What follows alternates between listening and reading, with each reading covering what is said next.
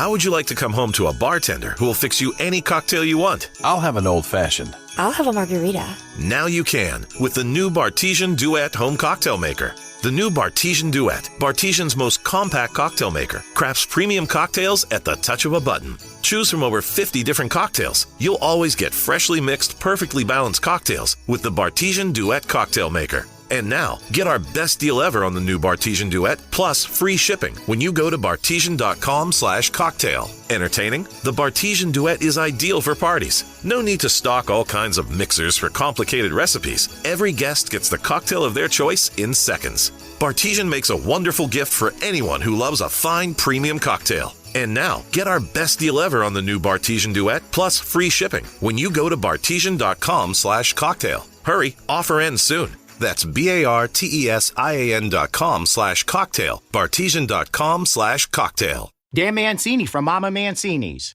My grandmother cherished the family meal. It was a time to relax and enjoy a delicious, wholesome dinner together. It's our mission to deliver authentic Italian recipes made with the same real ingredients my grandmother used. Mama Mancini's classic Italian meatballs and slow-cooked sauce is available in the deli department at your local Publix and supermarkets across the country. Fully cooked and ready to serve, just heat and eat. Visit MamaMancini's.com to find the closest store near you. Steering wheel. Lots of steering wheel here. Give him steering wheel. Hey, steering wheel. Somebody tell him to give it to him. Come on. Whoa. You like my bass? You like it? How the f*** is that supposed to be? I'm driving like a grandma. Get that, Ralph? Did you hear me? No more radio. The rest of the race. Ralph, acknowledge. Now, come on, close him down and kill him. We've got a lunatic on the track down the Hanger Station. I'm so annoyed.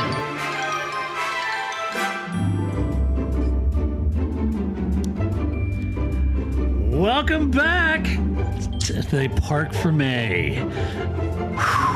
We got a lot to talk about. This is Todd. No, Todd, not now. AKA Negative Camber. Tonight, for your kind consideration, we're going to review the British Grand Prix. You know how we do this. We watch one, then we talk about it. Then we watch one, then we talk about it. Come on, Todd. That's exactly what we do. But before doing any of that, I have to introduce my guest tonight, which of course means... Wrecked from out of the wasteland. He's bad, he's beautiful, he's crazy.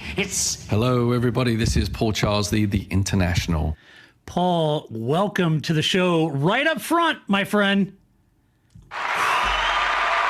A winner at Lime Rock, Paul. You and the Heart of Racing won this weekend at Lime Rock. I know it was a rain shortened, but you know that happens.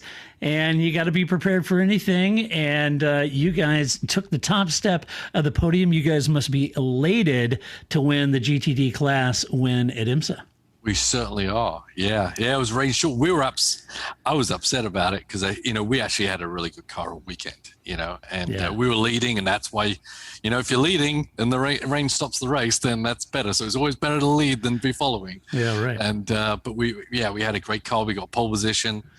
We led from the outset. The only time we lost the lead was during a pit stop where someone hadn't pitted yet. And other than that, we were everything came good from the very beginning of the weekend, and we made the most of it, and now we're leading 3 championships at this point: the sprint, the overall, and some other one. That's awesome. That's awesome. Yeah, no, it was great. It was everyone did a great job. I mean, the car was just dialed in. I mean, and testament to your crew. I mean, all the mechanics and guys and getting that car completely hooked up so Roman could throw down a pole lap like that. Yeah.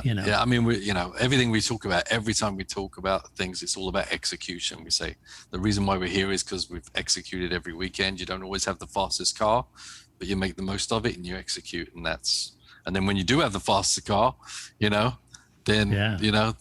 the top step was beckoning. So it was fantastic. Lots of champagne and rum was drank that night, but a long way to go still. We've got like 5 races to go. So yeah.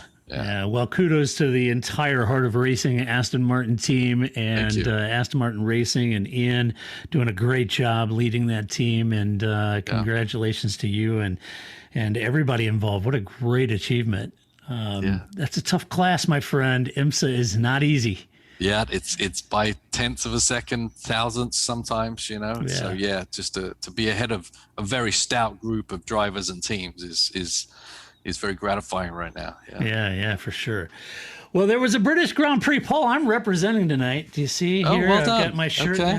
GBR, Well done. Team LH, well done. Yeah, got Or the... just team, or all the English drivers? Well, just UK, yeah. Okay. I'm celebrating Lewis, George, Lando, everybody tonight. And the British Grand Prix full of fans. Yes, 140,000 returning fans. There's nothing like and I agree with Lewis, man. I just nothing quite like seeing all the British fans who love Formula One, know the sport really well, and to watch them all there, excited, cheering for Lewis, for Lando, for George. It's just terrific to see, and really, really happy for the British fans to be able to return. And what a glorious weekend weather-wise. I mean, it was hot, but you remember the big mud fest of the past, It's right? been a lot worse. We'll take a heat over pouring, driving rain and mud any day, right? Yeah, right, right. So what a glorious weekend. And I was looking at all those, the glamping tents and all the tents out there, and looked like everybody was having a great time. So kudos to all the British fans for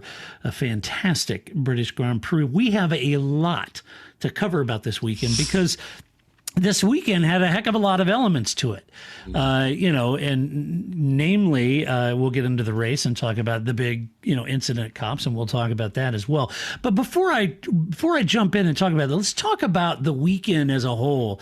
And just to recap real quick, you've had a change, the sprint race, which was apparently forbidden to be called a race. I don't. They're confusing it with the real race. And I'm thinking, well, then don't have a sprint race if you're afraid it's going to take the luster off the real race. But they had this is the first time we tried the sprint race.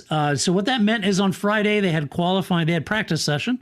Then they had qualifying, and the qualifying set the grid for the sprint race on Saturday. So Saturday, they had another practice session. And then the qualifying race, or the sprint race, sorry.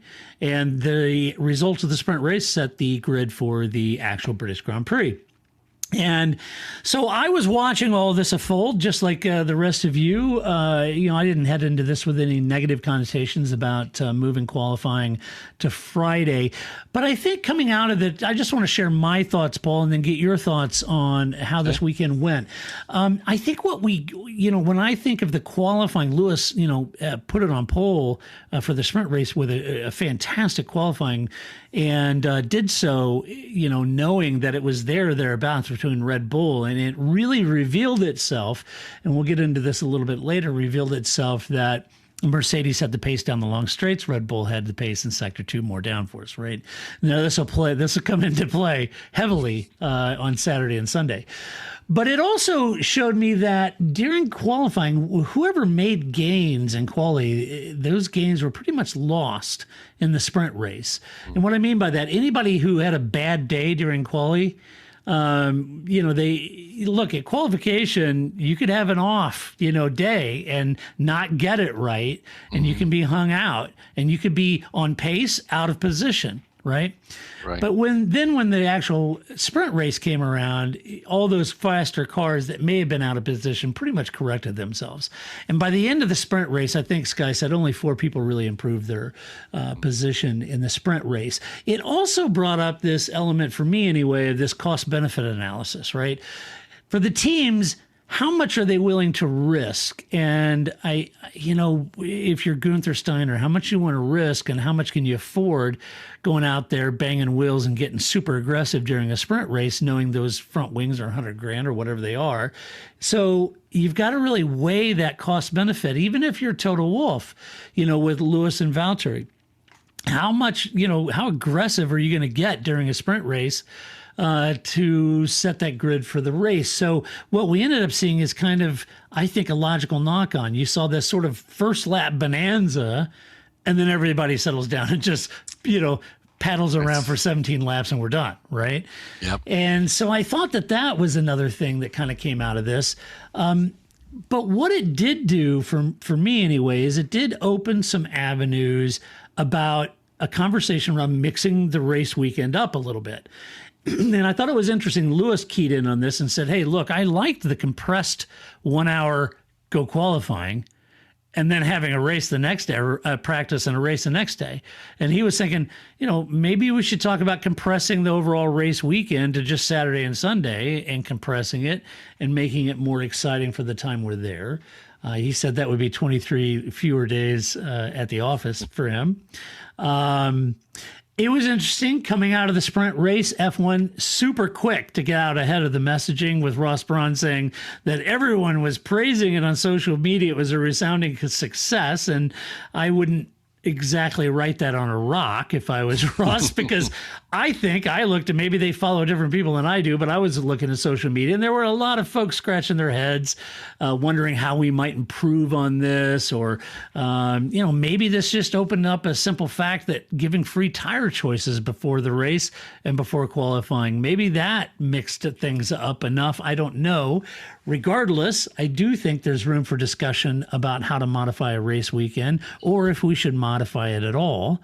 And my final note before getting your thoughts on this, Paul, was what it did show me ultimately is that while Lewis had better qualifying lap, despite losing out in sector 2 to Max on Saturday, Max was quicker and he had a good start on that sprint race. Lewis knew he was potentially in trouble, even lamenting, saying that he wished he could have done that start over again. What it told Mercedes is that they absolutely had to get their start and had to get ahead of Max on Sunday in order to win that race. And that's what it revealed in the sprint race versus qualifying. Yeah, absolutely. What were your thoughts on the weekend up into the Grand Prix? Yeah, I mean, more racing is good, I guess, I think people just enjoyed being there on Saturday and seeing a race, whether it was a barn burner or not. I think it was okay. We actually did something similar at the beginning of this year at Daytona, if you remember. We have the Raw, and then we had a qualifying race, which set our grid position for the Daytona 24-hour. And I know our mindset was, no 50-50 moves. You're not going to win or gain a whole lot right now. Protect the car for next weekend. So I don't think it ended up being a super exciting race either. Obviously, with the 24-hour race, your starting position is even less important, right? So it's a little bit of a different avenue. And then we have rolling starts, not standing starts, and standing starts can allow you to jump ahead maybe a bit further, a bit easier, like we saw Alonso on the first lap.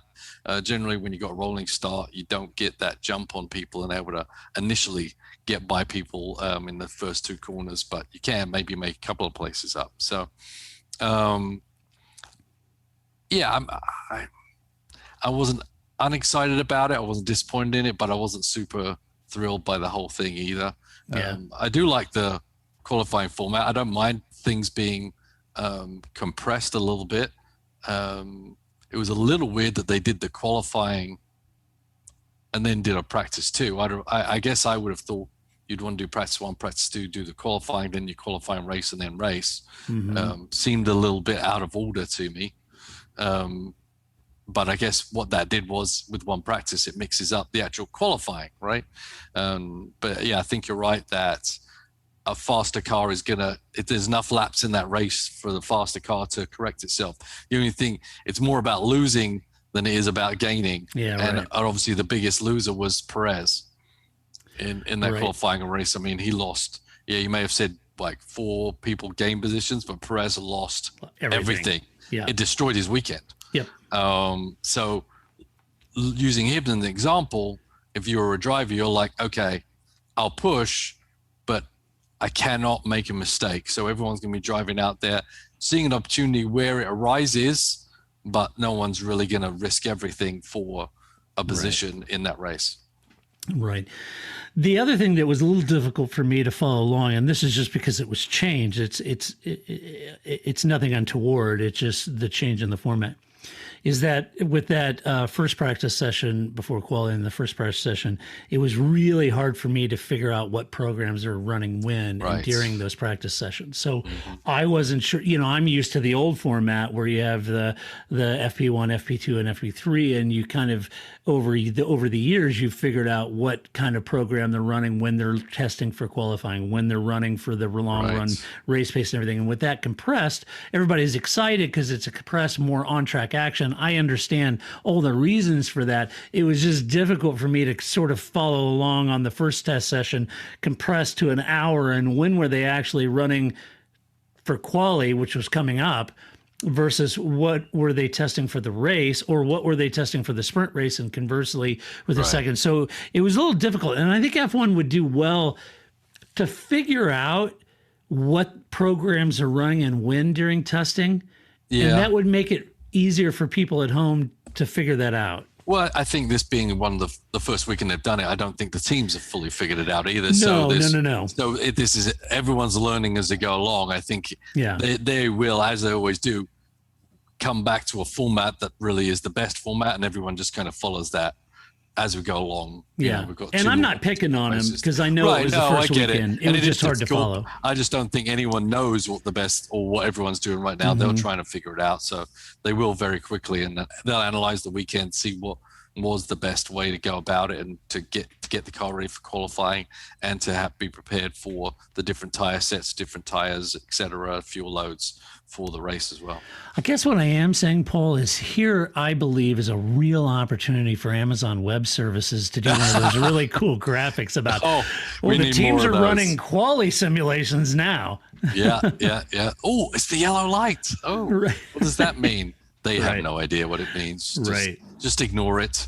Put it in the bottom right-hand corner and just ignore their graphics, please. I did appreciate that several laps into the race, they were like Lewis's blistering tires and everybody's blistering tires, and they showed showed Lewis's front right at 90% health in a green, and he was blistering. And it was like, okay. It was an illusion. Yeah, cool. Yeah, all right. Well, that's what we thought about Friday and Saturday. Okay, you know what we're going to talk about now, Paul? Mazepan's race.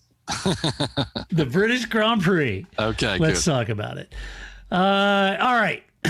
Let's start off with Mercedes. Lewis Hamilton, P1, Valtteri Bottas in P3. It all started, as I mentioned, on Friday and then revealed itself on Saturday. Lewis had to get a better start and get ahead of Max before they got through the first lap, or he may be pretty much resigned to second at that point. And that was critical because he didn't get that start, a good start on the sprint race. He tried to overtake Max on the outside of Copse during the sprint race. That didn't work. Note to Lewis Hamilton, right? So he knew, the team knew, that if Max got out ahead at the race in Sector 2, he was going to pull away, and then pretty much Mercedes was resigned to that. So it was critical for him to get around him. Lewis entered Copse on the inside, diving underneath Max, and the two collided. There was a tremendous amount of discussion and controversy as to if Lewis was truly alongside him. Did Max weave too much before Copse? Whataboutism.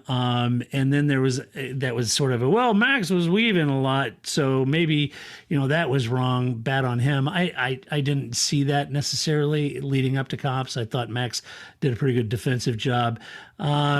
Or that Lewis had the right to the corner because his front wheel was halfway up the length of Max's car. Look, here's what the stewards said about the incident. Quote, the stewards reviewed video and telemetry evidence.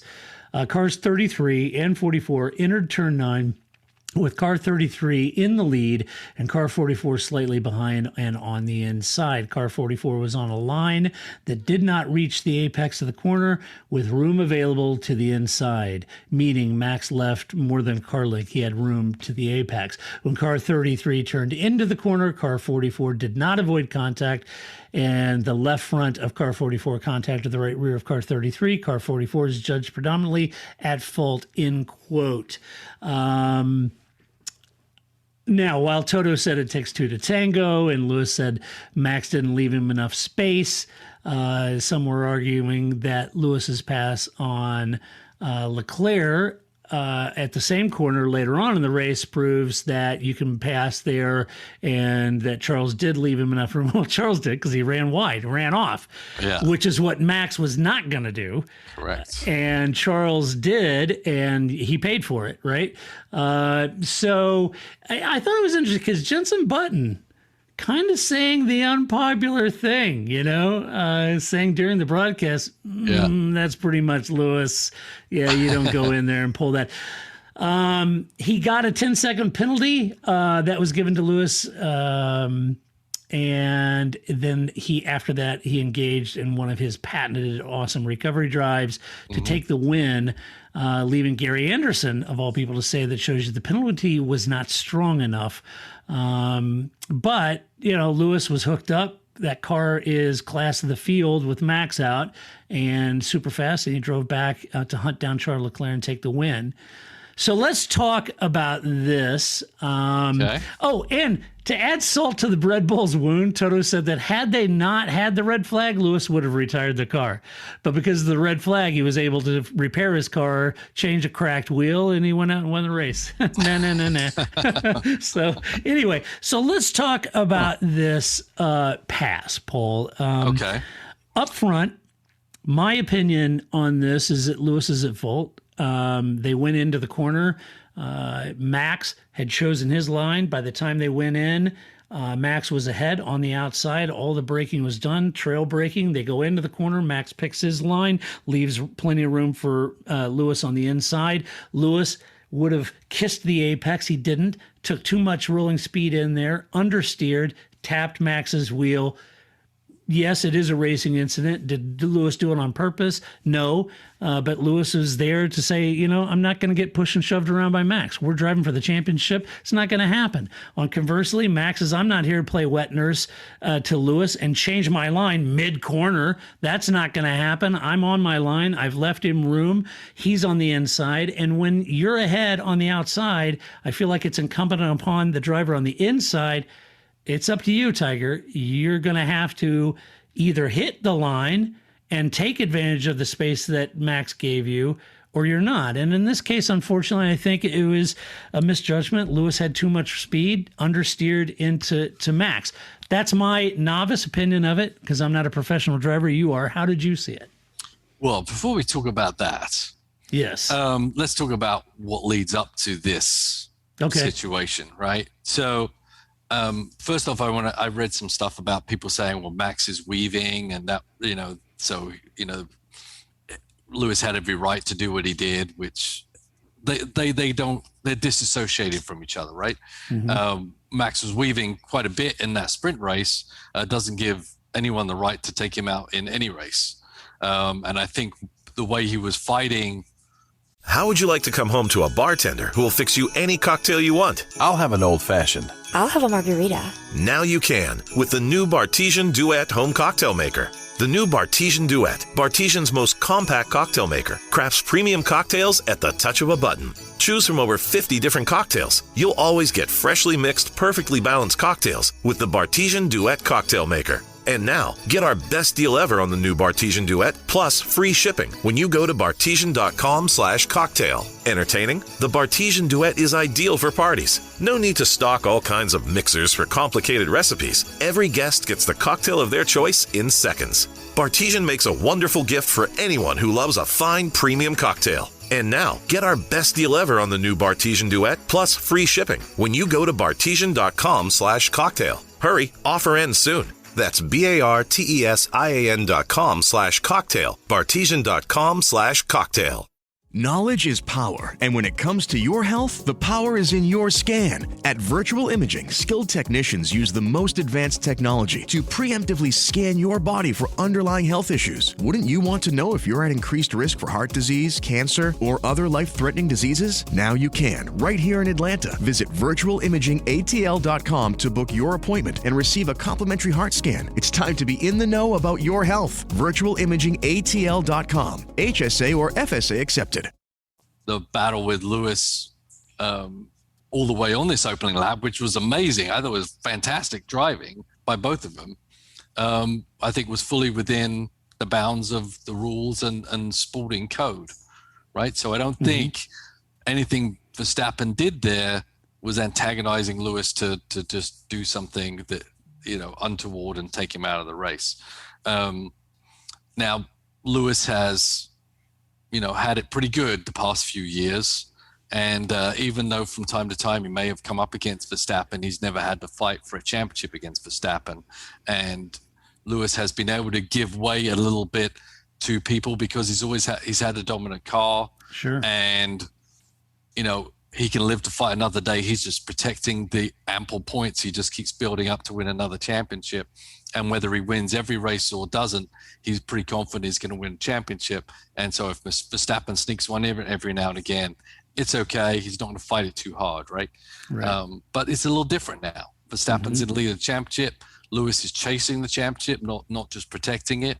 So he's got to be a bit more aggressive and assert his authority a little bit as the 7th-time champion he is. So he's not going to kind of give in to the Verstappen style at this situation. That even if it comes to contact, sometimes you have to make a little contact. Sometimes you even take yourself out of the race to prove a point and to move aside somebody for future races, future dices, and make them think a little bit before they dive in front of you, dive inside of you.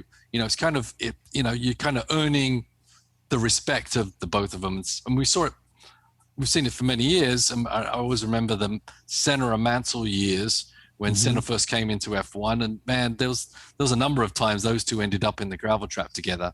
And it wasn't because they couldn't avoid this situation. It was because they were fighting for their position, their alpha male position on the grid.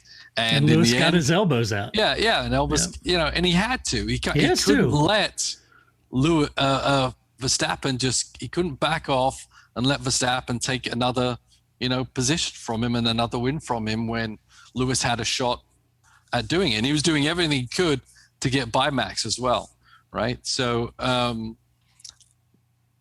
have nothing against Lewis for trying what he did. I've got nothing against Max for how he was driving on the lap.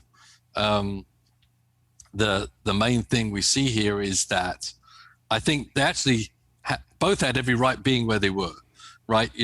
So I think on the Red Bull side and the Mercedes side, I think they're both wrong, and they're both obviously fighting from their side, but I think they're both wrong in their evaluation of the incident. When Christian Horner says, well, Lewis knows better, should know better. No one goes inside a Copse. No, he had every right to be where he was in Copse. He had earned his right to be in that position on the inside going into the Copse. And the other side of it, where Mercedes say, well, Lewis had the corner and Verstappen just kind of turned in and didn't have the right to turn in. He absolutely had the right to turn into the corner, turn in where he did, and be where he was. I think the only situation we have here is that obviously when you're coming up to the corner and Verstappen moved over a little bit, and so Lewis's entry into the corner was obviously severely compromised. And we know when we're driving at the limit, if something gets compromised, something can have to give, right? So Lewis went in there with the speed that he needed to take in there to get the pass done. Verstappen, held his right to the corner. He knew Lewis was there. It wasn't a surprise. He knew exactly where Lewis was, right? So he gave him the room. There's no way that he turned in to the corner or the apex. He wasn't anywhere near the apex when Max turned in. He was driving to give Lewis enough room. And unfortunately, what happened was Lewis went in with too much speed to actually hold that tighter line that he was able to when he passed Charles Leclerc. And Max couldn't have turned out at that point anyway. Some people are saying, well, he should have given him more room. You're at that speed, you have to cut a certain angle to actually keep the car on, from sliding out. If he had turned in a little later, it would mean he'd have to turn a little more input, and the car was at too much speed, and Max Verstappen would have done a Vettel and spun all the way to the outside. Max was not going to do that. Or what Leclerc did and went off track and wide. Yeah, right. I mean, it was a little different because the tires were in a different place at that point. Yep. I think Charles knew exactly what he could and couldn't get away with at that corner, and he gave it everything he could. So I think what actually happened was they both had the right to be on that piece of asphalt. Unfortunately, what happened was Lewis's speed wasn't able to hold the apex and the car did slid out legitimately, not Rosberg. Oh, I really turned the wheel and I got a massive understeer. It's like, well, turn the wheel a bit more. I mean, I'm sure you're actually using the front tires at that point, right? We've seen it before where people fake it. I don't think Lewis is faking it. It's a very high-speed turn. You can't play those games at that speed, and I really don't think Lewis was doing that. No. I think it was Lewis's error. It's up to the passer, right, to make a clean pass. And I think what happened was Lewis had too much speed at that angle to actually hold the apex. The car legitimately understeered out. Max really couldn't have given any more room, and the collision occurred. So that being said, it was Lewis's mistake. He was the passer. He was the one that wasn't able to hold his line. He was the one that instigated contact. And so rightfully so, I think, got the penalty. As I don't think he meant to do it. I don't think it was a takeout of Max to get the maximum points out of the weekend at all. So as I said, both sides, Mercedes, Red Bull, you're both wrong. But thanks for trying, and calling into the stewards and running up to the stewards and making a stake to claim. But ultimately, I think the stewards did make the right decision, and their analysis of the situation was correct. I feel like the penalty probably wasn't severe enough, and maybe that's the outcome thing. That I know we don't want to bet on make a penalty on an outcome, but I know in our GT racing in IMSA, I know Bo Barfield, the first penalty for avoidable contact that does take out another player is a drive-through penalty. That's the minimum you get, and I really think that is the correct penalty in those situations, not just this situation because of the championship,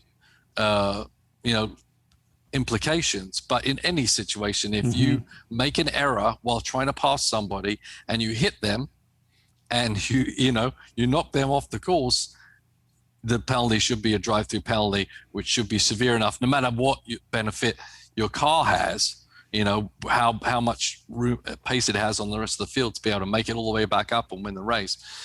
That should never actually be, the penalty should be severe enough that shouldn't happen. So I think the penalty was correctly executed. I think the penalty severity isn't right in this situation or other situations, whether they occurred previously or in the future. Yeah, because in IMSA, it would have been automatic drive-through. Yeah, automatic drive-through. Yeah, right. Yeah, and right. I don't think the penalties, that 5-10 penalty, I don't think that's severe enough for that situation. Well, they had three options: a 5-second, a 10-second, or a drive-through. And there is, Michael Massey was quick, and we've talked about it in the past. You penalize the action, not the outcome, right? But when you allow for three different types, now all of a sudden you're assessing different levels of severity based upon what? Well, part of that is kind of the outcome. But as Michael Massey said, we tell the stewards, we're not penalizing the outcome. We penalize the action, and that's what it is. And if that's the case, then maybe, like you said, like IMSA does, look, avoidable contact, you take somebody else to drive-through, period. Yeah, because I think, you could say the outcome was Verstappen winning the barriers, but I think that's part of the action. Yeah. Not the outcome is Lewis won the race, right? Right. But I think, right. I think the action is avoidable contact resulting in a competitor, in the wall. Right? Yeah. Look, there's lots of stuff being said online, and I unadvisedly waded into social media, which is like the most base behavior. I mean, this is like the bravery of being out of range, right? Yeah. And it's just pants on head stupidity going on, and people, Lewis, deliberately, tried to kill. No. Look, Lewis, there was nothing deliberate about purposely trying to take Max out and put him in the wall at 160 miles an hour. That's not how Lewis rolls. There's nothing in his resume that's suggesting that he's out there trying to kill people. That's not what Lewis is doing. And nor is there, all of the racist crap that started being said on it's just, there's no place for that. That's absolutely way out of bounds. Lewis is a hell of a driver. He's a 7-time champ. He went into this this. He knew he had to get in front of Max. He's not going to get pushed around by Max because he knows Max is an aggressive driver. That's what I like about Max, but it's also what I like about Lewis. He's an aggressive driver too. Ask Alex Albon. The guy's there to win. He's got he's got that instinct, and so he went in and he overcooked it a little bit. He had too much speed. It understeered. He tapped Max. That's not what he would have preferred, but he had to try to get ahead of him. And you know what they say, Paul. And if you no longer go for a gap that exists, you're no longer a racing driver. There you go. There's his mentor. And Lewis Hamilton is a racing driver. So I think it was, they say it was a racing incident. Yeah, it kind of was. Sort of, yeah. But they were still blamed to be paid for it. They were fighting, and they know how important every point is, and they knew it, and Lewis knew how important it was to try to beat Max that day. Absolutely. Absolutely. Mercedes knew that, Lewis knew that, and so did Max. So I don't think Max did anything wrong. I think he gave him more than a car's width. I just think Lewis had a little too much speed, understeer, tapped him, took him out. Is it a racing incident? Yeah. First lap, I don't know. At the end of the day, it's a chance. He took it. It didn't pay off. In the end, he won the race. You could argue, well, it did pay off. Well, yeah, I understand that. And to your point, Paul, I think maybe a drive-through would have been more appropriate. But anyway, nothing. So what do you think about the feedback on all the celebrations? Did Lewis have the right to celebrate as much as he did, considering what? Yeah, there was certainly a lot of talk about that, and I think I was watching it sort of live, and I think it was quite a while after the race when they were interviewing. He didn't know he was at the hospital. Yeah, I don't know that. There's a lot going on. I think Lewis may, he said, well, look, there's a couple thousand people that worked really hard for this win at Mercedes, and we're going to celebrate the win, Yeah. I kind of think, to be fair, if everything was 180 degrees around, I kind of feel like Red Bull would have celebrated. I don't know.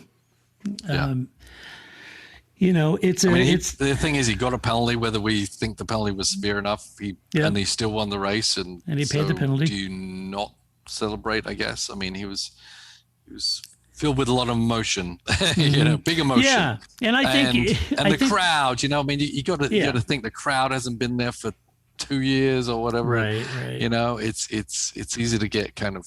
It's an emotional crowd. This is high. So. Yeah, it's a tough call. I don't know. I think I'm not sure that the team were totally aware that Max had gone to the hospital by the time that maybe they were in the middle of celebrating that.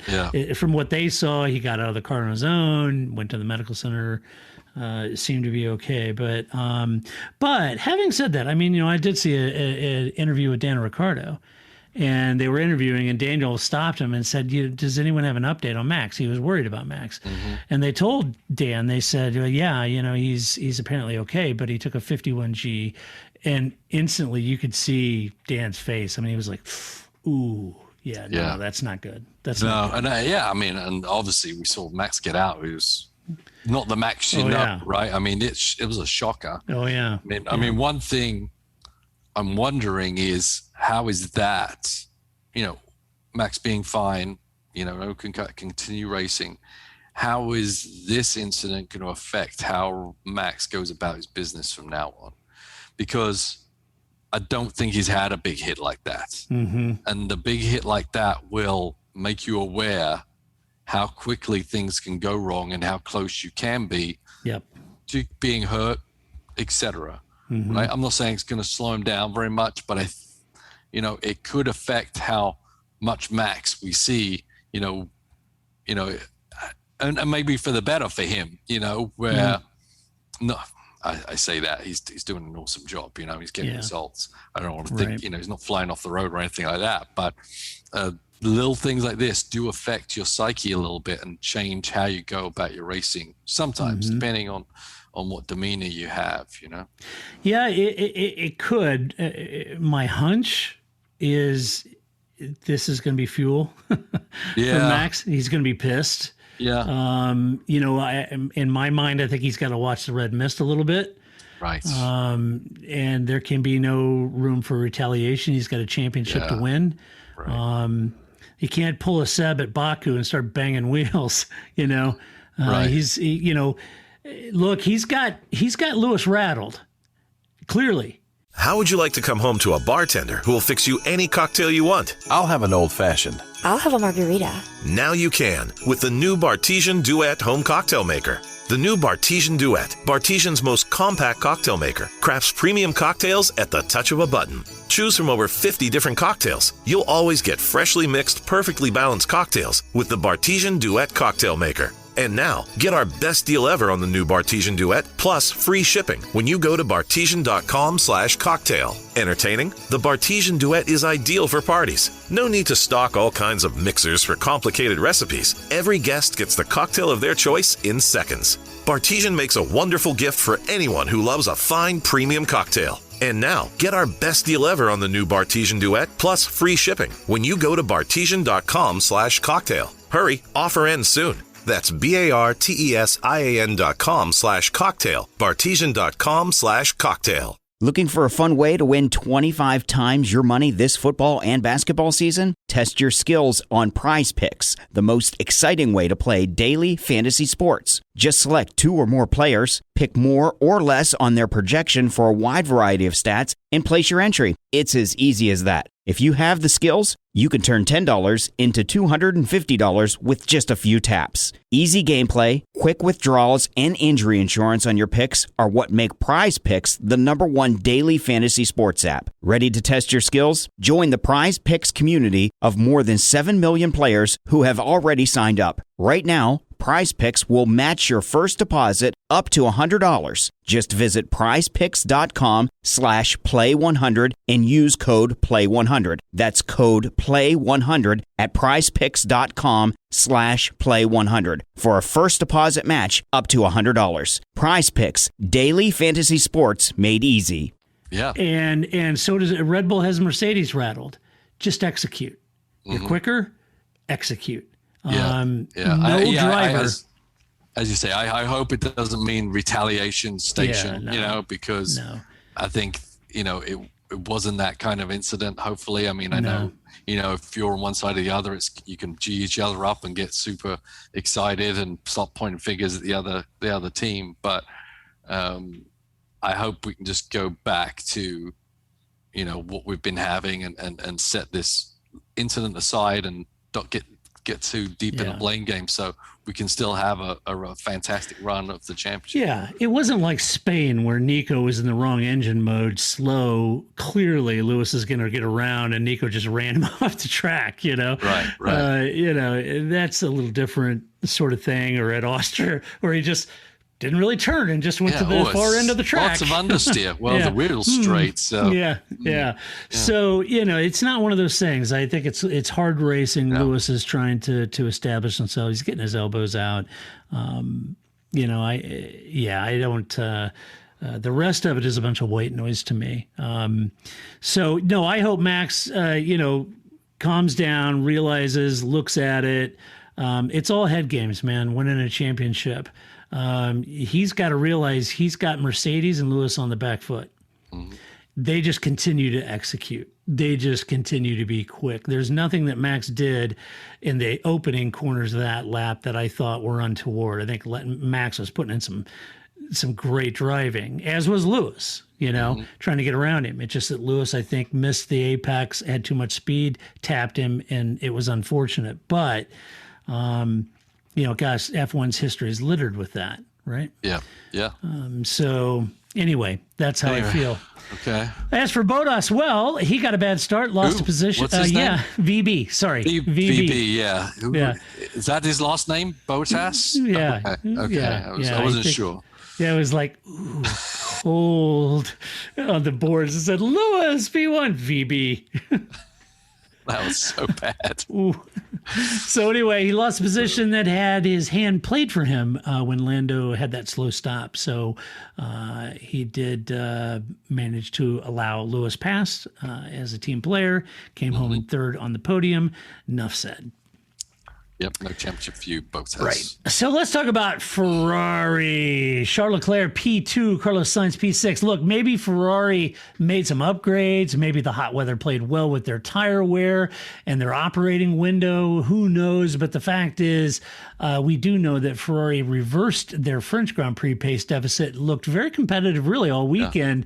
Yeah. Leclerc jumped Bottas at the start, had a great start. Then when Max was out and Lewis was kind of riding his car, Charles got around him quickly, got into the lead at the restart, led most of the race. I think he had a great day at the office, even managed some engine mapping issues where he lost a lot of pace, but still ultimately didn't have the pace to keep Lewis behind him, even on fresher tires, came home second place. But that's nothing to sneeze at, Paul, given where they were in France. And I think Charles, had a very measured approach, a measured race, trying everything he could to keep Lewis behind him, just didn't have it, got past at Copse, tried to carry a lot of speed into that corner to make it not happen, couldn't hang on to the corner, ran a little wide, but you can't take that away from Charles. He had a great race. Yeah, great race, great run for Ferrari in general. And we saw some of that once again. That sprint race is kind of like a picture into what the regular race is going to be like. And even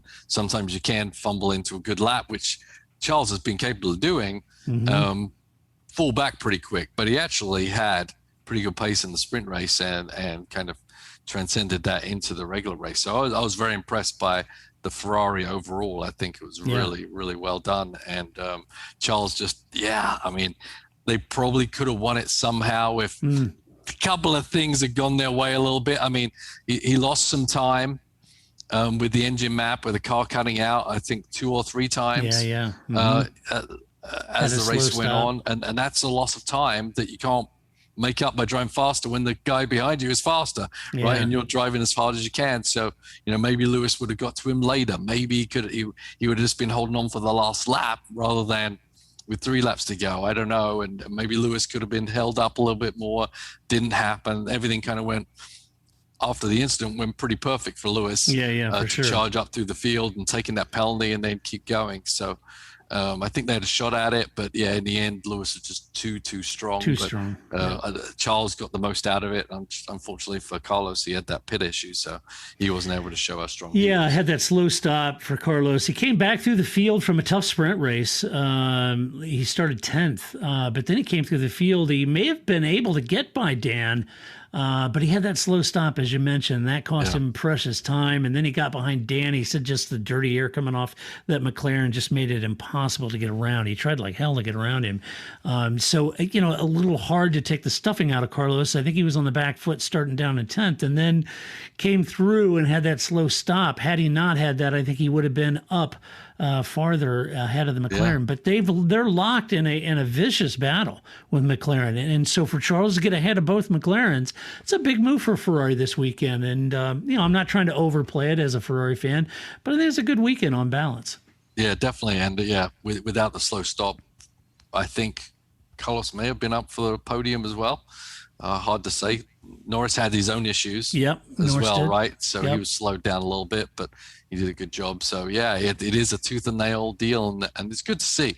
I'm sure Zach would like Ferrari just to be, squandering at the back like he did last year, but they're here to fight, and it seems like they're able to react and improve the car. They're not giving up on this season. I think it's really, really important to them to battle and get that third spot in the championship. Yeah, and with Charles up there ahead of Valtteri, I had visions of Valtteri, running up and down the paddock screaming, "Help me, Tom Cruise!"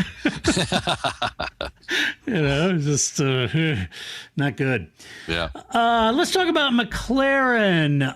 Lando Norris, look, CEO Zach Brown convalescing at home with the COVID, but his 2 drivers delivered a great race on Sunday. Lando got a good start, overtaking Bottas. At one point, I was thinking he got around Bottas, and then that clash with Max, and I thought, well, if Lewis gets a drive-through, I think Lando could win this race. Yeah, you know, yeah. I was thinking at one moment, it was brief, but at a moment I was think I had thinking, the same thought. Yeah. Yeah, because I wasn't sure that Ferrari had that pace, and I felt like McLaren did, and I thought, oh man, Lando could pull this sucker out, you know. Yeah. But as it turns out, he didn't, and it was really he had that slow pit stop, scuttled his podium aspirations at that point. Very tough for Lando because I think he could have been there. But a fourth place finish moves him ahead of Perez in the Drivers' Championship. Still a good result for Lando. And to be honest with you, coming off of a pretty difficult mental weekend for Lando, getting mugged for his watch at the Euro Cup, which is just ridiculous. Mm-hmm. And so, you know, a young guy like that getting beat up and mugged, that's, not easy just to bounce back from. But he came in the weekend, put on a great performance. Yep. Yeah, absolutely. Something like that really can play with you, Mm-hmm. Live your whole life, and then all of a sudden that kind of thing happens, can change your perspective on things for sure. Yeah. But Lando's doing the job he's been doing all year long, I mean, just super impressive, and the McLaren is amazing as well. And it's definitely, a sword fight with Ferrari all the way to the end. It's going to be that way. So anything these guys can do to claim points off each other is going to be so important. And Norris always seems to be spearheading it for McLaren right now. But luckily he was backed up well by Ricciardo this time, which seems weird to say, right? Ricciardo's being the backup man. But ultimately McLaren have a great car. They had a great car last year, and they built on that, and they're ready for it.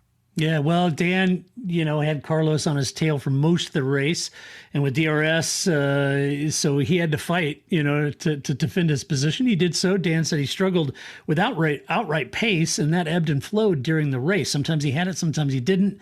So he said he's got more work to do. So, yeah, a great result for the team, 4th and 5th, a big points haul for the team in the Constructors' Championship, keeping Ferrari at bay in that fight. But a good result. For now. Yes, for now, yes. And, we get very limited portion of Sky's broadcast, so, it was really all Lewis Hamilton, and it was like I said in my race report, Simon almost hurt himself going out of the way anytime they brought it up that George Russell had the whole crowd going crazy. Well, Lewis Hamilton can get the crowd around him, it's like, okay, that was awkward. We're talking about George, and then it came up again. Yeah, like Lewis Hamilton, it was like, George, Simon, chill, all right? It's okay. We can throw a bone to these two British drivers. Yeah. They're becoming heroes to the British fans. Mm-hmm. It's okay, to be. Yeah, in fact, George's head was bigger on the British Grand Prix poster than Lewis's. I know. Lando was down the bottom right-hand corner. Lando's on the bottom. It's like, what's whoa. that all about? And I'm kind of like, it's okay to big them up a little bit. The young, toddlers out there love to cheer for Lando and George. Let them, if they're not big Lewis fans, that's okay. Yeah. Lewis has 7 titles and a world of adulation. It's okay to let George and Lando breathe a little bit. And then this guy would say, well, these young and up and comer future stars. Future stars, my butt.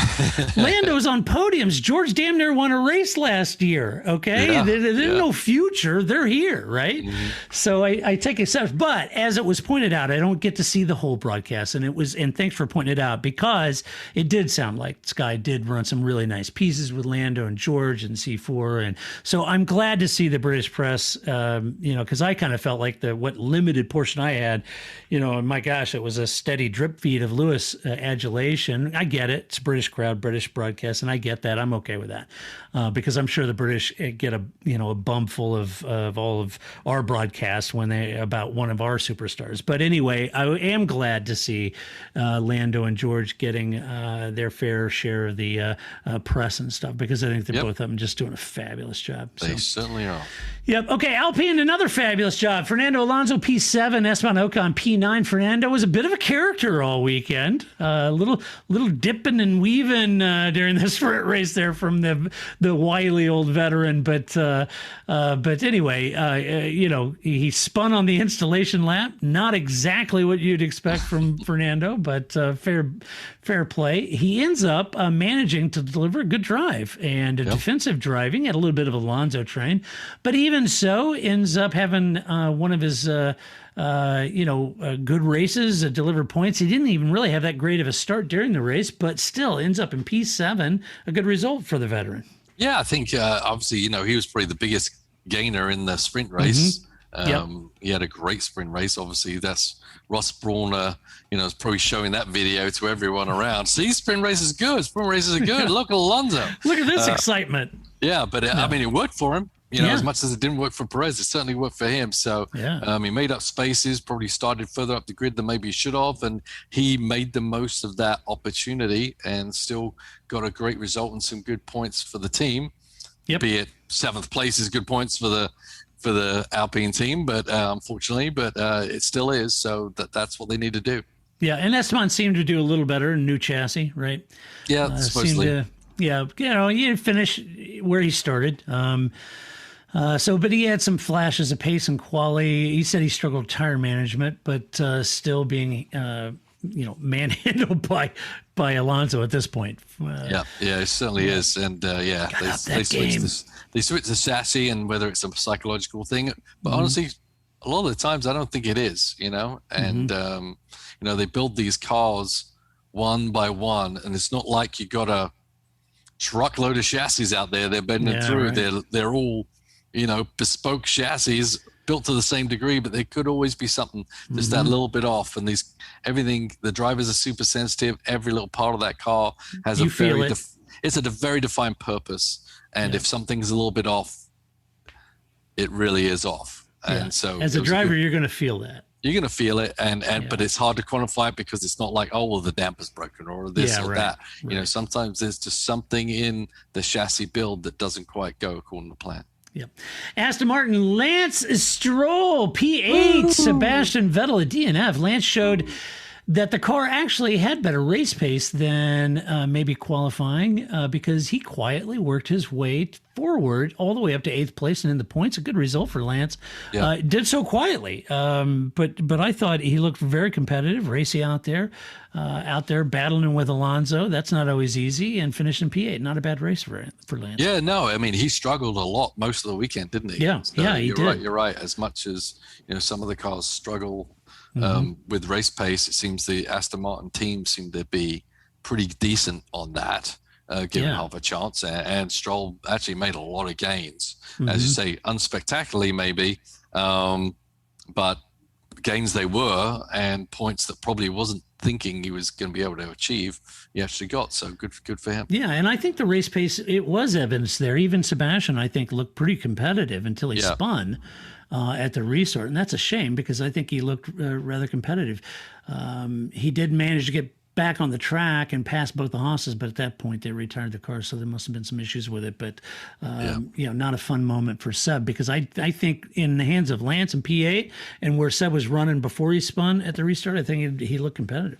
Yeah, he did. Yeah. I mean, it was unfortunately, as much as I hope it doesn't break his momentum here, because it was kind of reminiscent of a few mistakes we've seen from Vettel before, where he's kind of spinning on his own mistake while someone's trying to pass him, or he's trying to pass them, not through contact, So we went over that before. So hopefully he can shrug it off.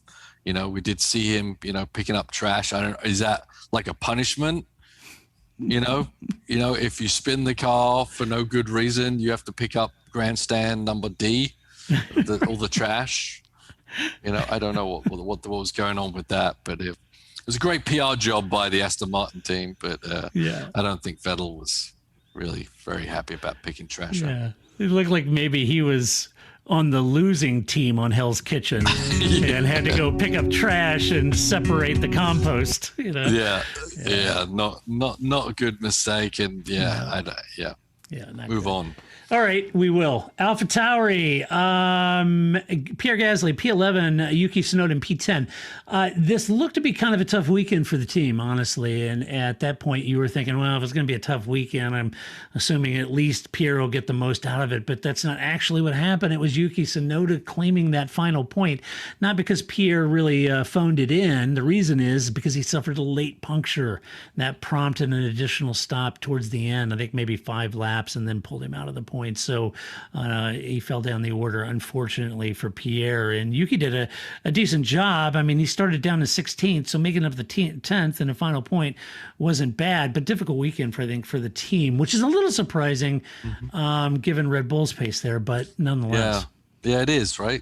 Mm-hmm. I mean, the Alpha's been very handy in Gasly's hands for sure. But they...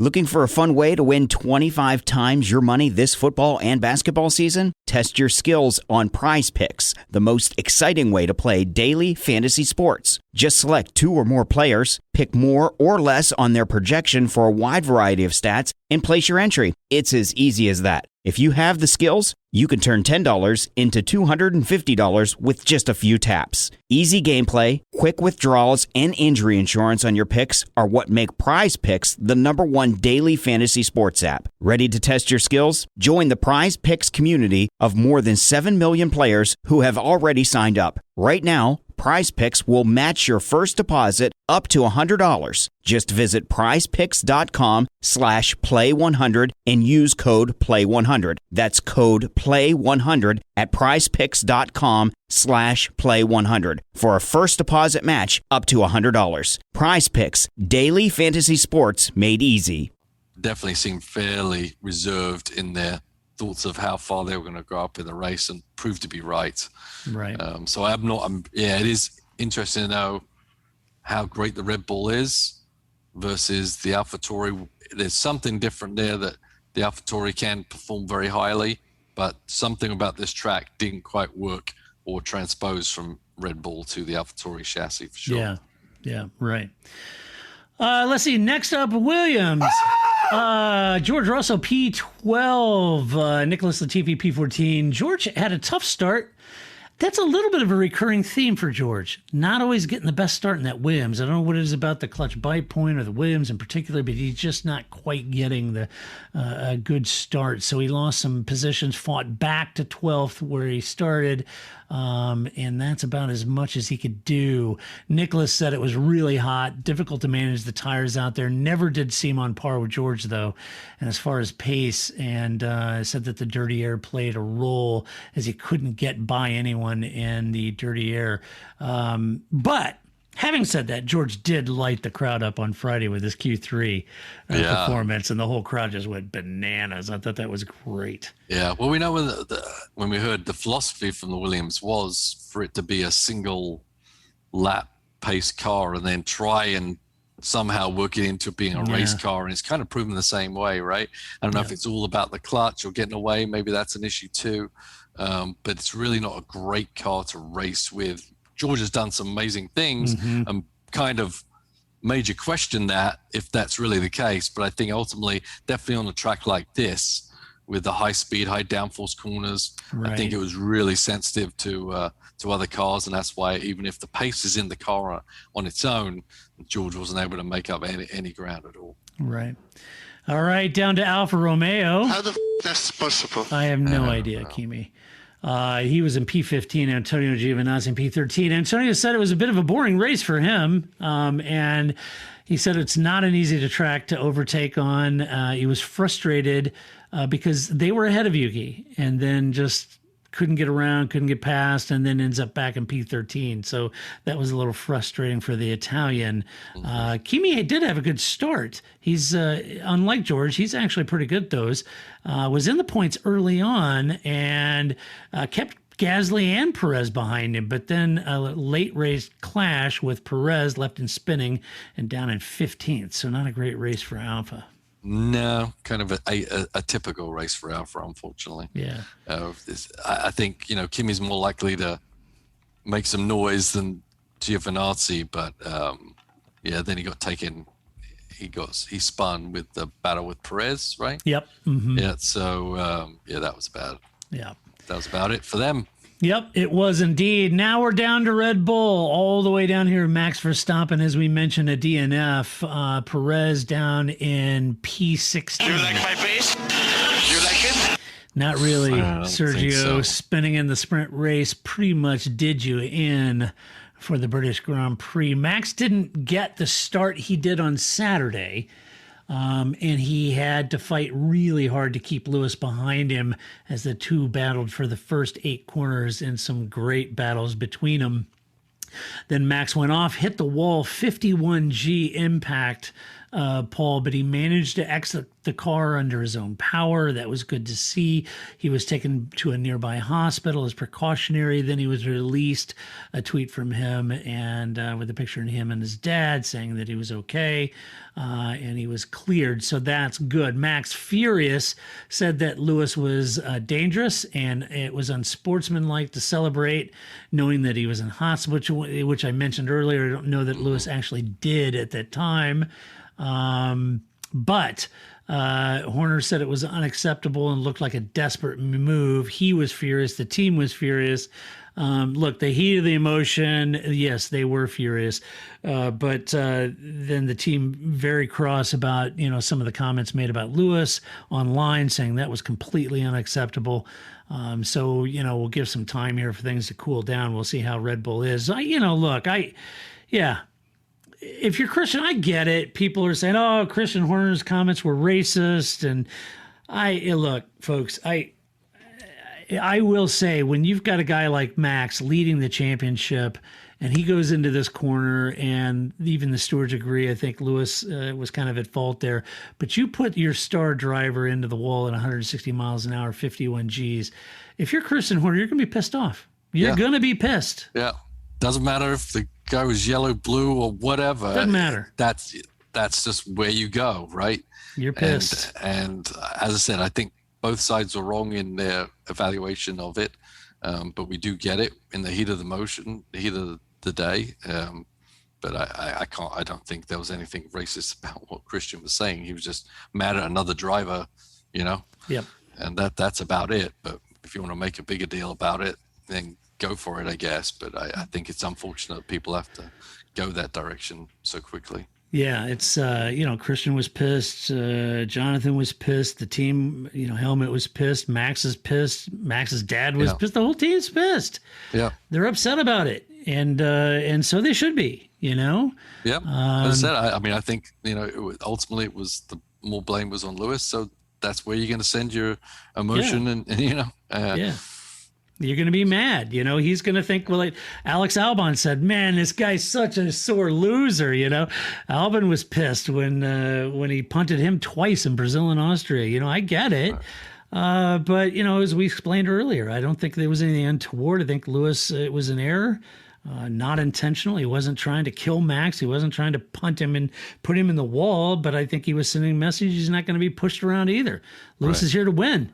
And he knows Max is aggressive, and guess what? Lewis can be aggressive too. Yeah, he's going to go for it. So he's going to go for it. Yeah. So there you go.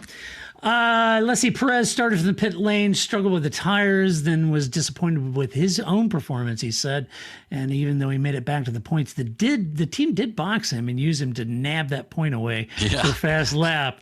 At least they steal had a point and then gain a point, I suppose. Yeah, right. It wasn't going to be gaining a point, but they absolutely stole it from Lewis. So that worked out well. Let's see. Down to Haas finally. Mick Schumacher, P18. Nikita Mazepin. Yeah, baby. I'm watching now. What's the matter with those twats down there? Hey, listen, Mick and Nikita, they had that coming together on Saturday. They managed to keep the temperature cooler on Sunday, but they did race. The pair swapped places over the course of several times over the course of 3 laps, and Nikita, Paul, coming out on top.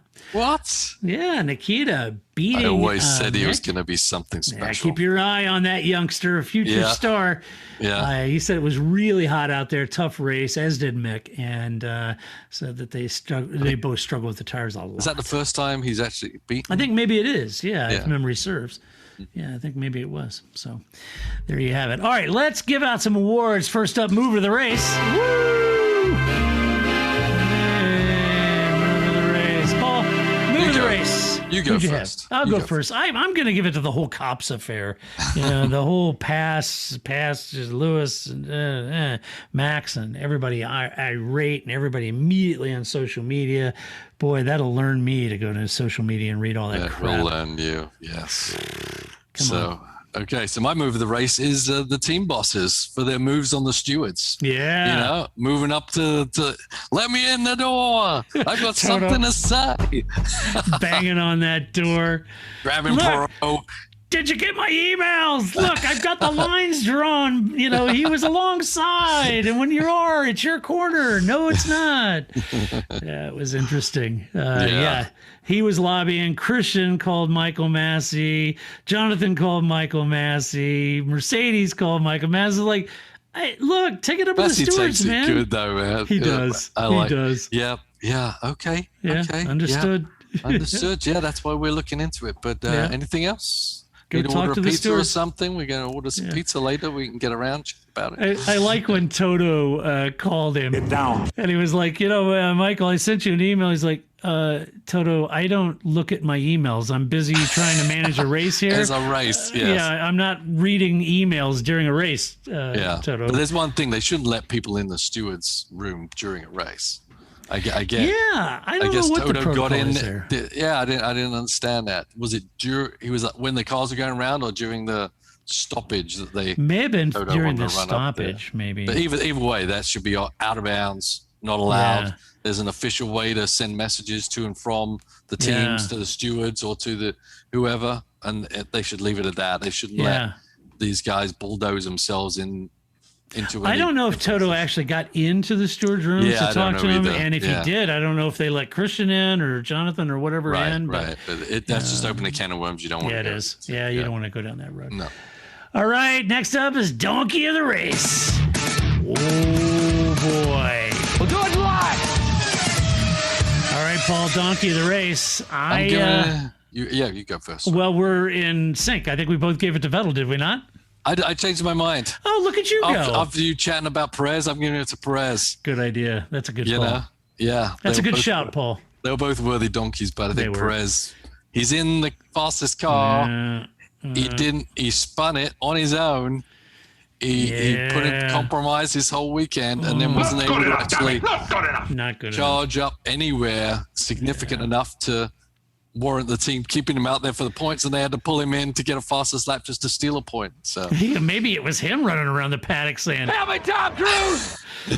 Not good. Not good at all. Yeah, I had Seb spinning it. Yeah, that was not good. The trash man. I guess he did try to make it up by picking up trash afterwards. So yeah, Yeah. That really makes up for it. There you go. Taking jobs away from the British people. That's right. What the hell? What's going on there, man? Yeah. Come on. All right. The last award is driver of the race. Good God. That's right. Get in there, Lewis. Driver of the race. Paul, who'd you go with?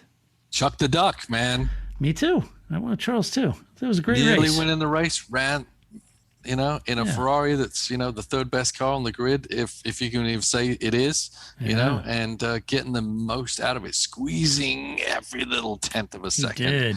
And against adversity is that. Yeah, managing engine mapping, constantly changing on him, having to, it's like poking an iPad when he's trying to drive at 200 miles an hour. I mean, this is a good drive. Absolutely. Hang in there and beat Bottas, or I'm sorry, VB. BB, whoever that guy is. Whatever it is. Yeah. Player number one. Yeah, player number two, I guess he would be. Yeah. Back up. There you go. All right. Should we answer? Yeah, wingman. That's what I call him. Should we answer some mailbag? Let's do it. You've got mail. First up, Pat Goodman says, it was great interest that I perused several sites regarding the 2021 car design. Several of the changes are obvious aerodynamic improvements, no sharp corners, blended wings, wheel covers, etc. Seems the most of the gain was with the ground effects and skirts. My question for Paul, and this is a good shout, Pat, because Paul would know, I wouldn't. Paul, is the downforce loss under deceleration more with the old wing aero design or with the massive ground effect tunnels? Stated differently, will braking be later and less with the new design?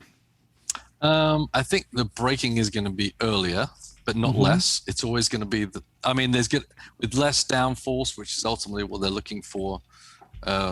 It's going to give you less braking ability, but I think in also the cars are actually going to be a little faster in a straight line, right? So they're going to be at faster speed. They have to brake earlier. They won't quite have as much downforce. So, and that was one of the points of this whole rule change, was to extend the braking zones, which allows you more opportunity to actually outbrake somebody, right? So I think compounded both ways. I don't think the braking ability is going to be seriously hindered, but I think the actual higher speed on the entry is actually going to force an early braking situation, which is good. Yeah, I agree. Next up, Matt Allen asked, in Copse Corner, one of those places where let me try this in English. Is Copse Corner one of those places where there's a gentleman's agreement between drivers not to try and move like that one that Lewis did against Max? Watching the replay, it didn't look like Lewis did anything crazy, but in the interview with Tread Kravitz, Christian Horner seemed really upset at Lewis, who has a ton of race experience. Tried that move in that particular high-speed corner. You just don't do that. It's kind of what Christian said. You should have known better. Is that the real issue here? If Max hadn't hit the tires so hard, would it have just been a racing incident? Well, I think we kind of talked about it a little bit. I think the move was on, absolutely. Yep. It just wasn't executed to perfection, and that's what led to the contact. Gentleman's agreement, I'm not sure that exists. Self-preservation sometimes does, but it's not like there's an unwritten rule where everyone's sitting there chatting about, what you do or you don't. But obviously, the higher speed a corner, the more everyone has to be a little bit more aware and look out for themselves and their fellow man, as we talked about last week with the oval racing at 250 miles an hour. You don't move someone up into the wall, right? Yeah. The faster the car is going, the more things go more wrong. So you're always thinking about that stuff, and that's why when you see some of the lower percentage moves, they're not usually in the high speed corners, right? They're usually in a little slower corner where the aftermath isn't so dire, so to speak. So there's some areas like at Le Mans, there's some areas on that track you may take the move, but at Mulsanne Straight towards the end may not be one of them where you're going to want to get crazy. Right. You just don't stick your car in a really fast corner when you think someone may or may not see you. I mean, it's, sometimes it's better to be wrong and survive the corner than be right and be up against the barrier, right? Yeah. I don't think this applies to the situation at the Grand Prix, but it does apply in general, especially in the fast corners. Right. All righty. Well, that is what we think about the British Grand Prix, and that's what our opinion is. But share your opinions. Go to theparcfermé.com. Just share your opinion with decorum and civility. Very as much so. Always. Especially this week, exactly. right? Especially this week. Please, people. Yeah. Good grief. I've been called everything this weekend. So, yes, decorum and civility, shall we? Also, if you like the podcast, go over to iTunes, give us a good rating. Somebody opened your door. I think it was a ghost, Paul. Oh, Lord. So also, thank you. Huge thank you to our Patreon supporters and our new Patreon supporters this week. We would not do this podcast without you, literally. So if you don't support the podcast, please find a Patreon supporter and pat them on the back and tell them thank you, because this podcast wouldn't exist without them. And boy, I guess, Paul, after your big win at Lime Rock, where are you off to next? Oh, where are we next? Elkhart Lake is our next race. Love that track. We've got a little bit of a break right now. So like 2-3 weeks, something like that. It's been going. But Elkhart Lake's my favorite track in America. Yeah, and we're going with the Aston Martin, and I think it should like that track. So I'm hopeful, but as I said, the competition is so stiff, and you just don't know what someone's going to come with, and if they get it more right than us, then we're going to have to fight for it. With this wins and podiums, Paul, at some point you're going to get on Stroll's radar. He's going to come over. You think we're going to be invited to the Christmas party? You got 30 minutes, Paul. 30 minutes, 3 minutes, yeah. Impress me. Just junk and then leave. Thanks, Lawrence. Yeah, thank Just you. keep sending the chassis, brother. Yeah. That's good. All right. Well, until next week, when we come back to talk about all kinds of F1 nonsense, this is Todd, a.k.a. Negative St. Camber, saying so long. That's it, man. Game over, man. Game over. I don't feel I've got to prove at all. I don't really want to prove anything. I started as an amateur with no idea or no intention of becoming world champion. I was curious to find out what it was like to drive a car fast, to drive on a certain circuit, to drive a certain type of car. Looking for a fun way to win 25 times your money this football and basketball season? Test your skills on Prize Picks, the most exciting way to play daily fantasy sports. Just select 2 or more players, pick more or less on their projection for a wide variety of stats, and place your entry. It's as easy as that. If you have the skills, you can turn $10 into $250 with just a few taps. Easy gameplay, quick withdrawals, and injury insurance on your picks are what make Prize Picks the #1 daily fantasy sports app. Ready to test your skills? Join the Prize Picks community of more than 7 million players who have already signed up. Right now, Prize Picks will match your first deposit up to $100. Just visit prizepicks.com/play100 and use code PLAY100. That's code PLAY100 at prizepicks.com/play100 for a first deposit match up to $100. Prize Picks, daily fantasy sports made easy. Looking for a fun way to win up to 25 times your money this football season? Test your skills on Prize Picks, the most exciting way to play daily fantasy sports. Just select 2 or more players, pick more or less on their projection for a wide variety of statistics, and place your entry. It's as easy as that. If you have the skills, you can turn $10 into $250 with just a few taps. Easy gameplay, quick withdrawals, and an enormous selection of players and stat options are what make Prize Picks the #1 daily fantasy sports app. Ready to test your skills? Join the Prize Picks community of more than 7 million football fans who have already signed up. Right now, Prize Picks will match your first deposit up to $100. Just visit prizepicks.com/get100 and use code GET100. That's code GET100 at prizepicks.com/get100 for a first deposit match up to $100. Prize Picks, daily fantasy sports made easy.